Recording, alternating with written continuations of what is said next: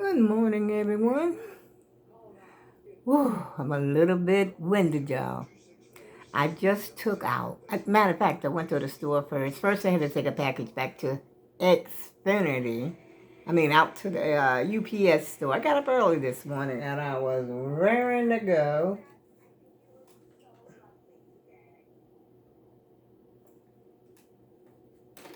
And I felt I was raring to go. I can't see. I was very energetic.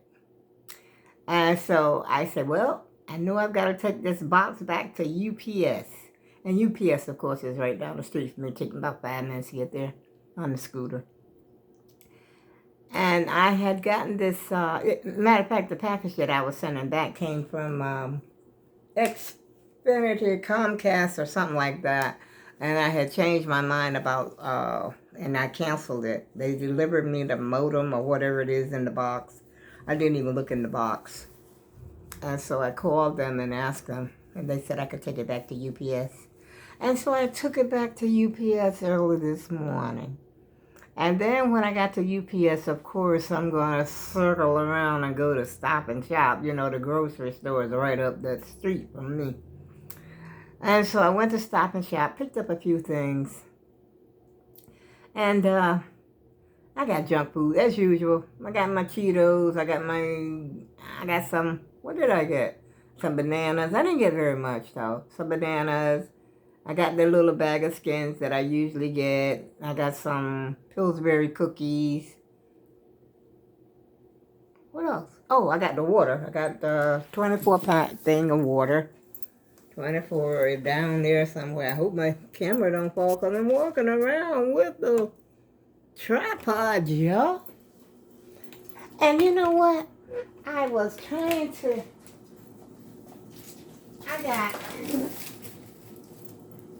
I have never bought these before.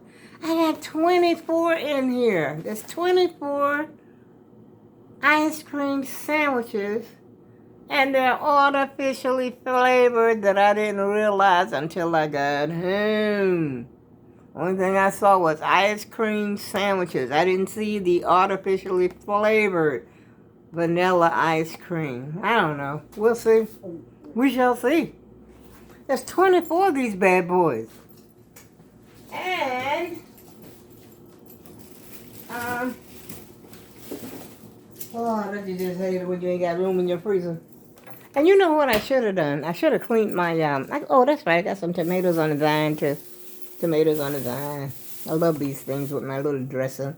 I usually get the, what do you call it? The creamy Italian dressing. That's what I like. And, oh, boy. The reason I got up here was when I got back, I went to took out the trash. 2 loads of trash, because I had the boxes, of course, you know, been ordering all this stuff from Amazon and this and that and the third. And so I had to make 2 trips to the dumpster. And when I got back, this is what made me get online. Make a video this morning. When I got back from the dumpster, I see these little bees about yay big. They ain't as big. They look like baby bees almost.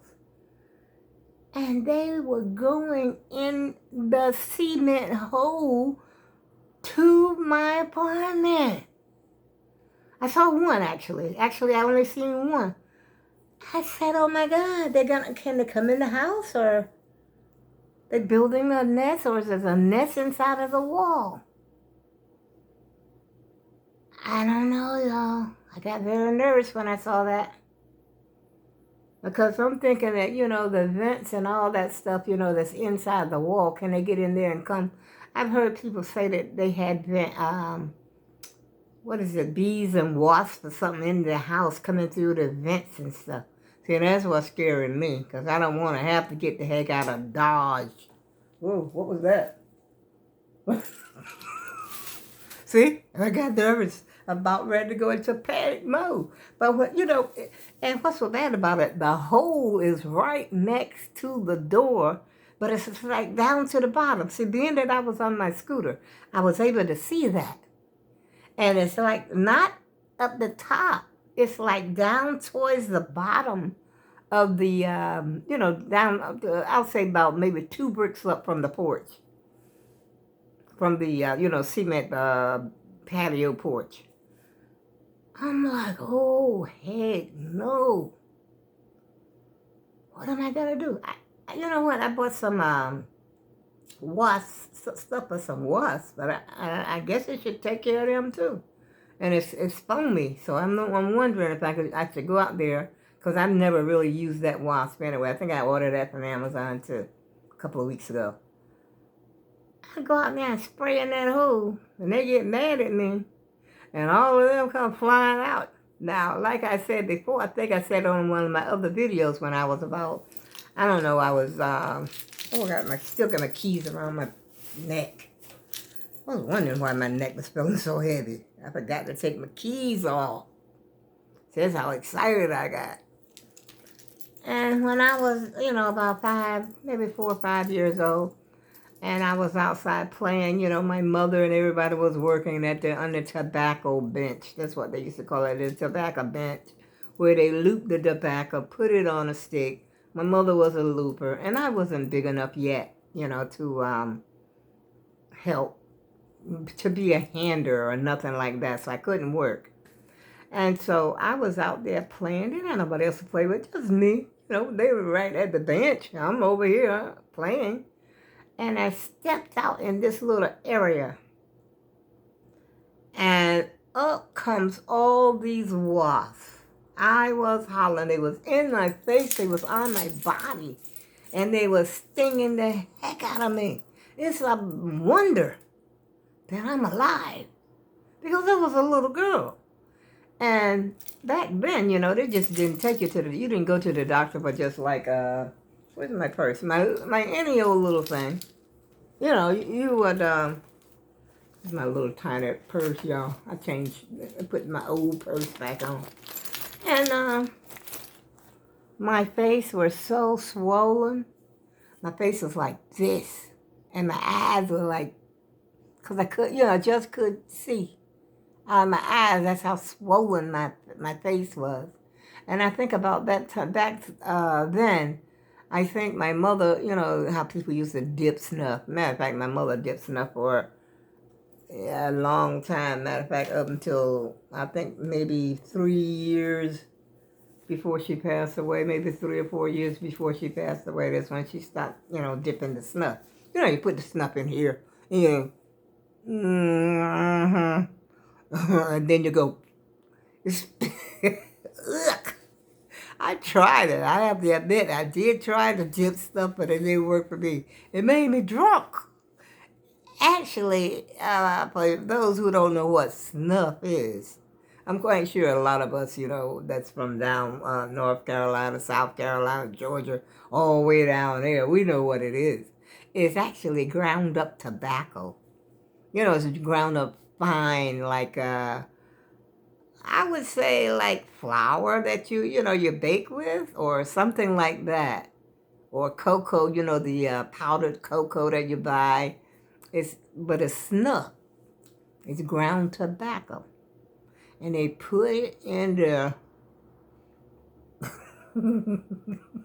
It looked crazy. But I'll tell you the truth, because the thing of it, smoking a cigarette looks pretty crazy too. And I just quit smoking maybe about 4 or 5 years ago. But I would hardly smoke on the street. Sometimes I would smoke on the street. If I was waiting for a bus or something, got to have a puff. Because I just got off work, so I want to, the nicotine fit is kicking in. But it does look kind of crazy to see somebody walking around. What's the point? That nicotine and whatever else, all those other chemicals they put in it. And to my understanding, they put like that same sort of stuff in there that causes snuff to be a habit to some people. Because I know my mother had it for years and years. And then my grandmother raised my first cousin. And she used to put and my grandmother was a snuff dipper too. My grandmother, my mother, and my little cousin, she was like 3 years younger than me. And my grandmother used to take this a little bit and put the little bit in her lip.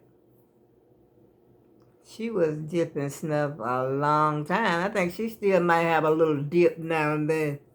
And then the other thing that people do is chew the tobacco. And they had that over there in the jaw too for a long time. I only know one person that really could chew tobacco. And, you know, he came to Connecticut and he still chews tobacco. He was chewing tobacco down south. He chewed tobacco up here too. But anyway, my mother took the snuff, you know, she got it all wet in her mouth. I don't know how she did it, but she put it on my stings, you know, the stings from the wasp. I think they were wasps that stung me. And, you know, just rub it in, and I had to keep that on my face. And, you know, I was thinking about that today. I said, now, I wonder if those stingers were still in there. Or did they come out? What happens when a bee stings you? Does the sting stay in there? Do they have to remove this sting? Because I don't remember them removing those stings or nothing. So, I don't know if I still got stings, y'all. Been walking around all these years with stings? Get out of here. I'm not going to get too silly this morning, y'all. Because I did get up early, so I might need a little bit more sleep. I'm going to end the video, y'all. But I just had to share that with somebody because, hey, I don't know what to do about it. I'm thinking about calling the exterminator, call the office or something. Because, I mean, if you see one, they've got to be, what, at least 100 more. So they build, but how would they build a nest inside? This looks like a little, I'm telling you, a little tiny bee. Not a wasp. I know a wasp when I see one. It's the bee that got the, you know, the yellow. But it doesn't look like your ordinary bee. And I'm hoping it's not those killer bees from Africa. But he was, like I was saying, he looked like a baby. I'm going to look it up on the internet, see if there's any such thing as a miniature bee. Or what you call it, a pint-sized bee. The tiniest bee. Because I've never seen them around here before. I've seen them big ones. So I don't know if that's a baby. I don't know what the story is. But I shall investigate. And I shall let y'all know. So this is going to continue. The mystery continues. Have a nice day, y'all. I go with love. Bye-bye.